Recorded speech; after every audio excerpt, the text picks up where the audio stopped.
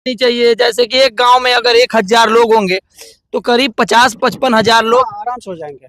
40,000 तो हो ही जाएंगे। तो किसी की मान के नहीं, 40,000 से ऊपर ही हो जाएगा। तो बताइए, अगर कोई एक विधायक या सांसद अपने दम पर इस बंदे का गेहूं बस होता होगा, धान एक फसल होता है गेहूं, धान गेहूं में होता ही होगा, धान का तो कोई सवाल ही नहीं पैदा होता है, सपना भी नहीं। और बाकी और भी कोई फसल मेरे हिसाब से लगता है नहीं होती। नहीं कोई नहीं। अभी तो आप देख रहे हैं पानी से कहाँ फसल इसमें पैदा करेगा, कौन सा इसमें फसल पैदा करेगा। थोड़ा उठाइए भैया उसको, क्या होने बताइए। अभी भगवान ना करे कोई घटना दुर्घटना हो जाए तो सेफ्टी के नाम पे मात्र ये टायर रूपी एक सेफ्टी वो रखा हुआ है यहाँ पे कि इनको बस वोट के समय में ग्रामवासियों की या फिर बाढ़ पीड़ितों की या फिर किसी भी समस्या से पीड़ित इंसान की याद आती है।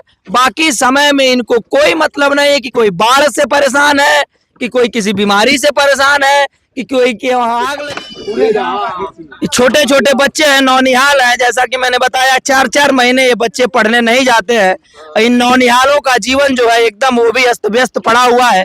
4-4 महीने ये बच्चे पढ़ने नहीं जाएंगे तो इनका पाठ्यक्रम जो है, आप सोचिए, जब 2 दिन में पाठ्यक्रम पीछे छूट जाता है तो 4-4 महीने यानी कि पूरा आधा सत्र समझ लीजिए बीत गया इसी बाढ़ में ही। और ये नौनिहाल बेचारे पढ़ाई से पूर्ण रूप से वंचित हो जाते हैं, जो कि बहुत ही ज्यादा कष्ट की बात है। इन नौनिहालों को देख करके, इन चहकते चेहरों को देख करके तरस आ रहा है कि ये बच्चे पढ़ लिख जाते तो इनका भविष्य उज्जवल होता, तो कमा धमा करके शायद यही कोई बड़े अधिकारी बनते और शायद अपने ये ग्रामवासियों को, अपने दादा चाचा मामा फूफा सबके लिए ये शायद एक बंदे का निर्माण करा पाते।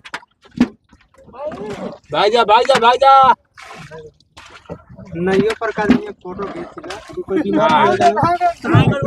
बीमार हो जाए तो उसको जाने के लिए कितना इथी है, परेशानी है, बहुत दिक्कतें हैं। बहुत दिक्कत है कि बहुत परेशानी है, कोई बीमार पड़ जाएगा। अच्छा, ये 4 महीने बाढ़ मतलब बहुत ज्यादा दिन हो गए, ऐसे देखा जाए तो 120 दिन से अधिक ही हो गए, तो क्या डॉक्टर वगैरह आते हैं कि नहीं? डॉक्टर कोई दवा का छिड़काव वगैरह कुछ होता है कि नहीं? आज तक कोई आया नहीं है, कोई आया नहीं देखने के लिए, मर रहा है लेकिन जिंदा है लोग, कोई नहीं आता है छिड़काव उड़काव करने के लिए। पड़ जाए रात को हाँ इसी जगह मर जाएंगे, कहाँ से जाएंगे।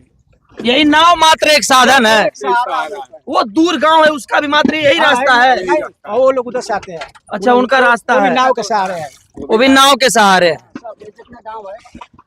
56 गांव में मेरे हिसाब से अगर आबादी होगी तो कितनी होनी चाहिए? जैसे कि एक गांव में अगर 1000 लोग होंगे तो करीब 50-55 हजार लोग आराम से हो जाएंगे। 40,000 तो हो ही जाएंगे। तो किसी की मान के नहीं, 40,000 से ऊपर ही हो जाएगा।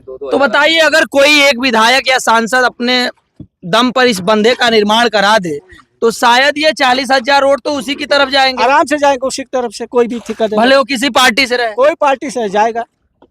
देश को आजाद हुए बताइए 77-78 साल हो गया और अभी तक आप लोग समझ लीजिए 4 महीने तो आप लोग समझ लीजिए एक तरीके से बंद के रह रहे हैं। एकदम नरक में पड़ गए हम लोग, बंद के एकदम बंद रहे। थोड़ा पानी कम हो गया, एक रोड है, इसी से बातें जाते हैं, थोड़ा पानी कम हुआ था, इसी से सब अपने गुजारा कर लेते हैं। लोल के गेहूं बस होता होगा, धान एक फसल होता है गेहूं, धान गेहूं में होता ही होगा, धान का तो कोई सवाल ही नहीं पैदा होता है, सपना भी नहीं। और बाकी और भी कोई फसल मेरे हिसाब से लगता है नहीं होती। नहीं कोई नहीं। अभी तो आप देख रहे हैं पानी से कहाँ फसल इसमें पैदा करेगा, कौन सा इसमें फसल पैदा करेगा। कम से कम तभी नहीं, हाथ ऐसे करेंगे तभी डूब जाएंगे। यहाँ पे हाथ ऐसे उठाए तभी डूब जाएंगे, कोई गुंजाइश नहीं। अब एक नाव है, अगर यहाँ अधिकारियों लोग के लिए कोई गुजारा नहीं है, दूसरा रहता तो आदमी। अच्छा, यही एक नाव भी है? एक ही नाव है बस। और सेफ्टी जैकेट दिखाइए, एक टायर रखा हुआ है, थोड़ा उठाइए भैया उसको, क्या होने बताइए। अभी भगवान ना करे कोई घटना दुर्घटना हो जाए तो सेफ्टी के नाम पे मात्र ये टायर रूपी एक सेफ्टी वो रखा हुआ है यहाँ पे, उससे कितने आदमी बच जाएंगे? नीचे जाएगा सीधा, उसको पकड़ और वो भी जिसको तैरने आता होगा वो बचेगा, जिसको तैरने नहीं आएगा वो क्या बचेगा?